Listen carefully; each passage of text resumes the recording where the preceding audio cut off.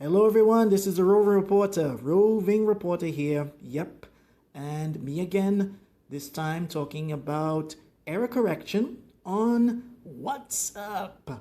Yeah, what's up with that, right? Okay, I know a lot of you teachers use WhatsApp with your students. It's probably the most go-to place. It has become a learning management system for many of us, and for many of our students, it's the one way they connect with us, and that's how we connect with them to do things. So what I wanted to talk about here, of course, and this example, as you can see on the screen, has to do with using the tools on WhatsApp to make corrections and to give feedback. Okay, so I just provided you with two quick examples, as you can see here, right? But I wanted to draw your attention because you can do this, maybe even giving feedback on spoken activities or on written activities. You can type in your text like this and then select the image that you want or the word that you want to highlight.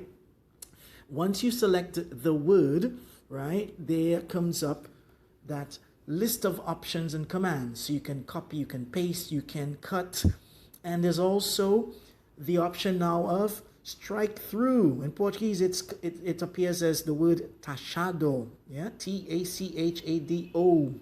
So that is a very useful tool now, because you can not just tell students or maybe write and then put it back there, rewrite the words, but they can actually see you giving them the correct forms. What I did here, as you see in this example, you may have seen this because I posted this on my stories on Instagram about a week or so ago, where students had difficulties working with maybe common words that they often mixed up. So I decided to do that, as you can see here, right?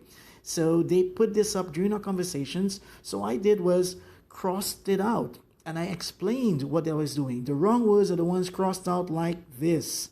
So you see things, the students say things like cook instead of, they say cooker instead of saying cook. Use mask instead of wearing mask. That's, I think, one of the classic examples we have. Get and take. That's one that's really tricky for students here. Brazilians sometimes we say, oh, let me take my book. Let me take my my pen. Meaning I'm going to get the pen and I'm going to come back and start writing. So that's one thing you have to be careful with. Library and bookstore. Yep. We often see that mix up at beginner stages, right? Parent or relative, another common word that's confused for some students. Parent, because it's a kind of a cognate, right? It looks like parente in Portuguese, so they mix it up with parent or relative, and there you get that mistake. Well, the classic prepositions on and in, that's there as well. So what we see, what I wanted to show with this, of course, is a really nice way of sharing with your students. Error correction, you don't have to point out who said it, who did it. I could compile their work and then put this here as examples for them, right? And they can also do that. You could encourage them to do this as well, where they can write their own work or do self-correction, and they give it back to you with where they think the problems are. They can either highlight, they can cross it out, put it in bold, put it in italics. You decide the code you want to use with your students, but this is really useful, especially now on WhatsApp, and we communicate with students on the go. So that's my tip for today, all right, my people. Thank you very, very much. This is the Roving Reporter once again.